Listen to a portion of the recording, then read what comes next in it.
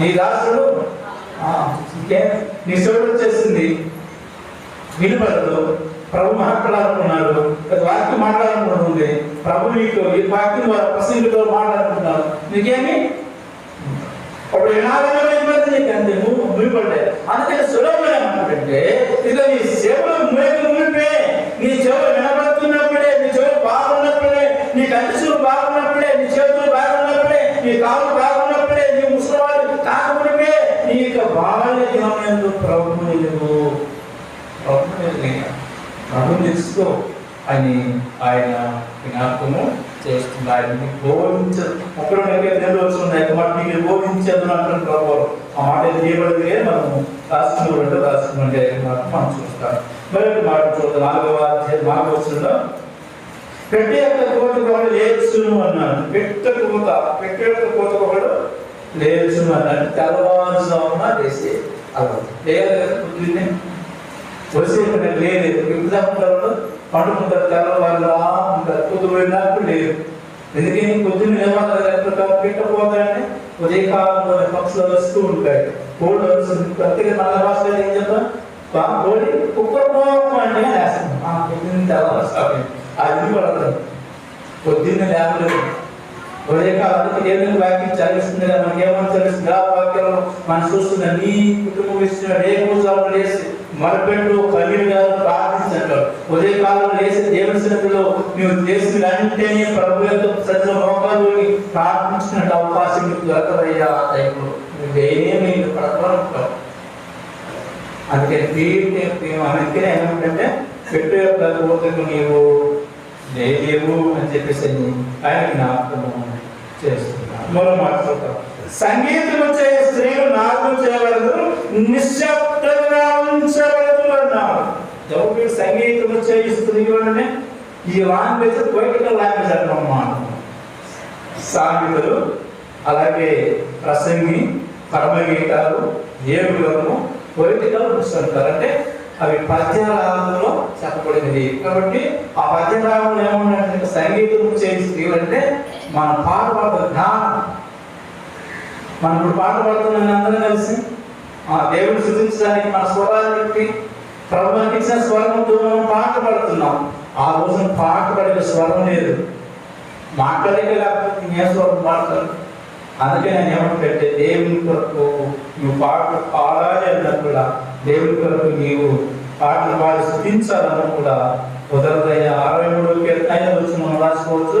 అలాగే ఎఫెసీయులకు రాసిన పత్రిక 5వ అధ్యాయము 19వ వచనంలో కూడా మనం రాసుకోవచ్చు. కనుక సంగీతం వచ్చే స్త్రీలు అంటే పాటలు పాడేటువంటి గొంతు ఇదైపోతుంది అని నేను జ్ఞాపకం చేస్తున్నాను. ఎత్తు సోటులకు భయపడదు అన్నారు. ఎత్తు సోటులకు భయపడదు అన్నారు. ఇప్పుడు ఎత్తైన చూడండి, ఎత్తుకు పోవడం కాదు కానీ వచ్చే తర్వాత కరపక్కన నడుస్తుంటారు. నడుస్తున్నప్పుడు ఆయనకి మరణ భయం ఎక్కువ. కానీ గ్యాస్ దారి పడిపోతానేమో అని భయం. అంటే ఎత్తైన చూడకంటే నడిచేటప్పుడు ఏమవుతుందంటే ఆ కరపడి నడిచేటప్పుడు ఎక్కడ దారి పడిపోతానో భయం, మరణ భయం. భయం పడితే ఏమైపోతుందో, పడితే మళ్ళీ మహా పడిపోతానేమో, పడితే అంతే కదా. అంత స్థాయికి కాకపోతే నీ యొక్క బాధ్యతలు ఏంటి ప్రభుని తెలుసుకో అని ఆయన జ్ఞాపకము చేస్తున్న వాటిని మనం చూద్దాం. మార్గములందు భయంకరమైనవి కనబడును అన్నాం.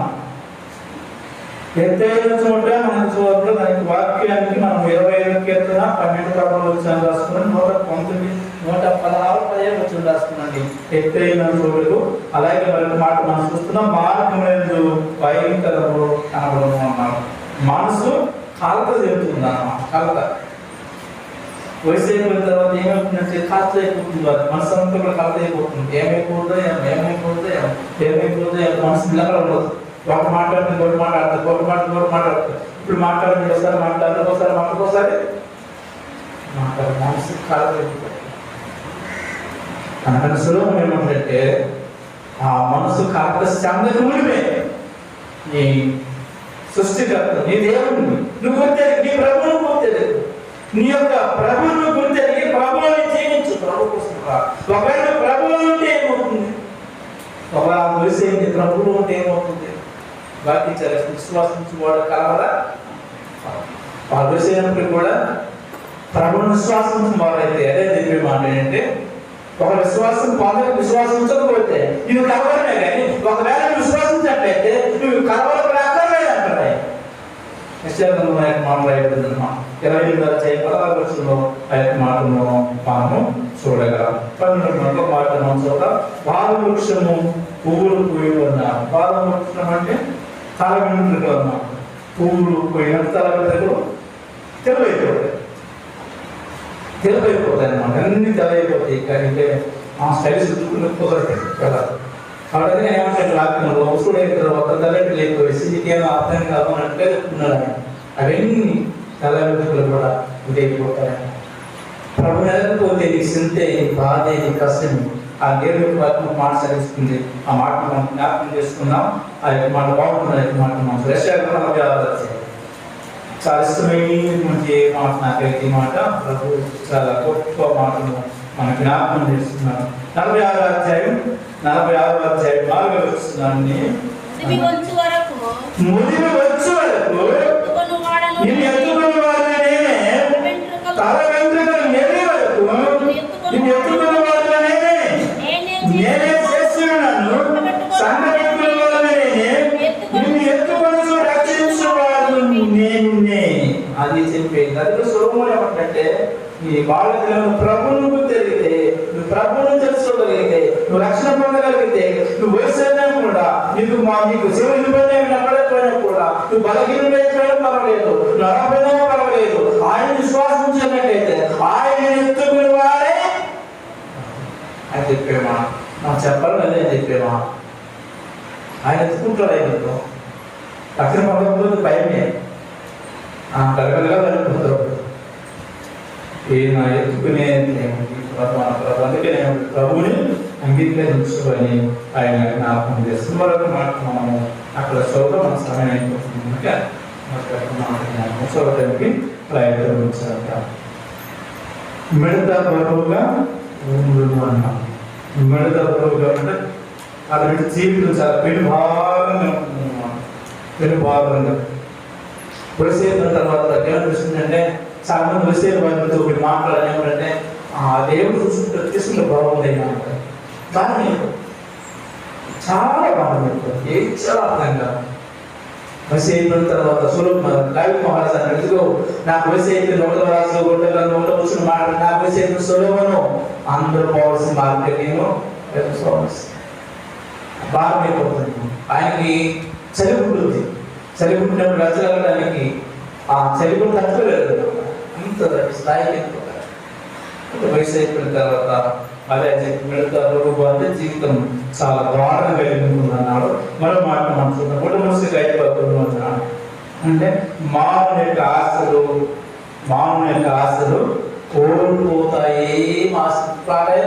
వయసు వాళ్ళకి నీకు ఏదైనా ఆశ ఉందంటే ఏమంటారు అంటారా, అది చికెన్ బిర్యానీ తీసుకోమంటారు అంటారు. లేకపోతే నాకేదో మంచి కోడి కూర అంటే కదా పెట్టుకుంటారా అంటారు.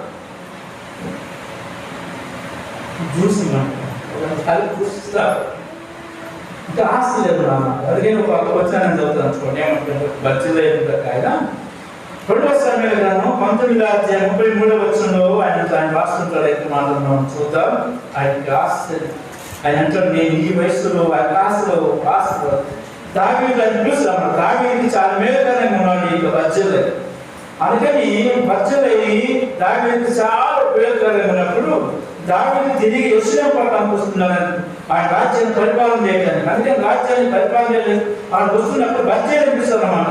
నువ్వు నాకు ఎంతో సహాయం చేశావు కాబట్టి నువ్వు మాతో వచ్చి నాతో కలిసి మాతో ఏం చెప్పి మాతో సుఖించు, లేకపోతే మాకు సంతోషపడమని ఆయన జ్ఞాపకం చేస్తాడు. ఆ మాటకి ఆయన ఏమంటాడో చూద్దాము. 19వ అధ్యాయం 2వ సమూయేలు గ్రంథము 19వ అధ్యాయము 33వ వచనం మనం చదువుదాం. 33 యెరూషలేములో నా యొద్ద నిన్ను పిలిచి పోషించెదను, నిలిపి పోషించెదను, నీవు నాతో కూడా నది దాటవలని రాజు బర్జిల్లయి చదివిగా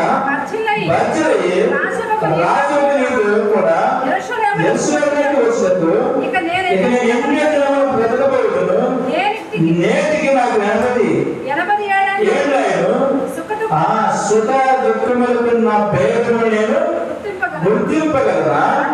అన్నపాలు రుచి నీ దాసులు నేను తెలుసుకునగలరా? గాయకుల యొక్క స్వరము నాకు వినబోతున్నా. కాబట్టి ఆయన ఏమంటే మీరు పెట్టే ఆహార రుచి నేను తెలుసుకున్నాను. ఏం ఇస్తున్నా రుచి అది అప్పటికి మీరు పెట్టేటువంటి ఆహార యొక్క రుచి నాకు అర్థం కాదు. అంతేకాదు అక్కడ రాజు సమూహంలో ఎంతోమంది సంగీతం వాయించేవారు ఉంటారు. మన రాజు సమూహం ఎప్పుడు కూడా ఆనందంగా ఉండాలి, దుఃఖకాలకు ఎప్పుడు ఉండదు. ఎప్పుడైనా రాజు రాజా భవనంలో రాజు ఉన్నప్పుడు, రాజు ఉన్నా లేకపోయినా అక్కడ ప్రాంతం ఎలా ఉంటుందంటే ఆనందంగా అభోగకరంగా ఉత్సాహపడుతుంది, మంచి భోజనాలు ఉంటాయి. అందుకని బడ్జెట్ జనాలు అంటే అయ్యా నాకు నేను పారిపోయినప్పుడు అనుభవం ఉన్నప్పుడు నాకు ఎంతో సహాయంగా ఉన్నావు. కాబట్టి ఈరోజు నాకు రాజ్యాధికారం వచ్చింది, నేను ఇస్రాయేలుకు వెళ్తున్నాను, అక్కడ రాజ్య పరిపాలన చేయబోతున్నాను. కాబట్టి నా సమూహం నుండి నువ్వు మంచిగా చాలా చక్కగా ఆనందంగా ఉన్నాడు. అందుకని అంటే ఆయన సుఖ దుఃఖము నాకు తెలియక అంటాడు. సుఖమేంటో దుఃఖమేంటో యూఎస్లో నాకు తెలుస్తుందా అంటారు. నేను సంతోషపడడానికి నాకేమన్నా తెలుస్తుందా అంటారు.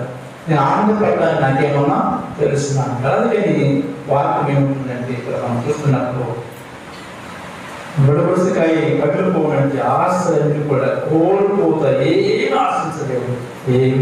అందుకని సొలొమోను ఏమిటంటే నిర్భారతమైన నీ సృష్టికర్తను నీవు జ్ఞాపకం చేసుకుని మిగతా ఏం చదివేసి నేను ఉంచడానికి ఇష్టపడతాను టైం అయింది. కాబట్టి ఏదైనా ఒకడు తన నిత్యమైన ఉనికి పట్టుకోవచ్చున్నాడు, నిత్యమైన ఉనికి పట్టుకోవచ్చున్నాడు. సమాజకర్త అనమాట. నిత్యం చనిపోయిన నిత్యం కదా, మరి మంత్రి రాదుగా. నిత్యమైన ఉనికి పట్టుకుంటే సమాజకు అది సొలొమోను చెప్పేది. ఒక మానవ యొక్క జీవితాన్ని 7 వచనాలు రాసేసాడు ఆయన అంతా. అందుకని ఆ యొక్క వచ్చిన 7 వచనాలు అంటున్నాడు ఆయనలో. ఇక్కడ అడిగినప్పుడు నిత్యమైన తిరిగి రావడం సమాజం వెళ్ళిపోయినట్టు అయితే. అందుకని చివరి చూపు అంటాక మళ్ళా మనం చూడలేమంటే చివరి చూపు చూడమంటారు. సమాజం చేసేటప్పుడు ఏమంటే చివరి చూపు చూడండి, అందరొకసారి చివరి చూపు చూడండి, మళ్ళీ మనం చూడలేము. అందుకని ఆయన ఆ మాటను జ్ఞాపకము చేస్తున్నారు. వారి నిమిత్తం ప్రార్థించే యూదులలో జరుగుతున్నారు. మనిషి చనిపోయిన తర్వాత సమాధి తీసుకెళ్తున్నప్పుడు అంత ఏడుస్తూ వస్తుందాక బంధువులు అయితే మిత్రులు అయితే స్నేహితులు అయితే ఏడుస్తుంటారు. అలాంటి సమయాలు మనం చూస్తున్నప్పుడు పక్క వారికి కూడా ఏడుస్తున్నాం అంట. వారి యొక్క బంధువులు, వారి స్నేహితులు, వారి యొక్క సొంత వారు ఏడుస్తున్నప్పుడు పక్క వారికి కూడా తట్టుకోలేము ఆ బాధలు. వారి కుటుంబంలో పోగొట్టుకున్నప్పుడు వారి యొక్క బాధను, వారి యొక్క స్థితిని మనం చూస్తున్నప్పుడు ఏ మనుషులు తట్టుకోలేరు. యేసు ప్రభువును తట్టుకోలేదు. ఒకసారి లాస్ట్ చనిపోయిన తర్వాత వారి మాట ఏడుస్తున్నప్పుడు తట్టుకు రాయలు వేసాడు. ఆయన కూడా ఏడ్చాడు యేసు ప్రభు. ఎందుకు ఏడ్చాడు ఆయన? ఎందుకు ఏడ్చాడు? వారంతా ప్రేమ ఆయన.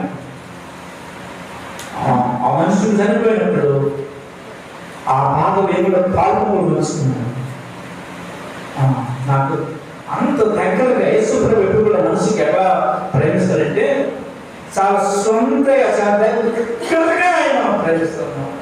నమ్ముకుంటాం ఆయన ఎవరో దూరంగా ఉన్నాడు కదా, ఆయన ప్రేమ అర్థం కాదు. భూమి మీద చూపించాడు ఆయన. వాళ్ళు ఆయన ఏడ్చేవాళ్ళని పట్టుకు అంత దగ్గర సంబంధాన్ని అంటే అంత ప్రేమ అంత ఇష్టం. కాబట్టి ఇక్కడ మనం చూస్తున్నప్పుడు సమాజంలోకి వెళ్తున్నప్పుడు ఏడుస్తారన్నాడు. తర్వాత చూస్తున్నప్పుడు వెండి త్రాస తెగిపోనన్నాడు. వెండి త్రాస అంటే నడుము అనమాట. నడుము వెనుకొస్తున్నాడు. వెనుమూసి ఏమైపోతుంది? ఆత్మ శరీరము వేరైపోతుంది. శరీరం వేరు, ఆత్మ వెళ్ళిపోతుంది. చాలా రాష్ట్రాలు మాత్రం వెండి త్రాసు వెళ్ళిపోనంటే ఆత్మ శరీరము వెళ్ళిపోను. మన బంగారు కింద పగిలిపోనున్నాం, చనిపోయిన తర్వాత దారి ఎత్తకుండా పగిలిపోనన్నాడు. శరీరం నుండి ప్రాణము పోనన్నాడు. తర్వాత బాగుగా చక్రము పడిపోనన్నాడు. గుండె అయిపోతుందన్న.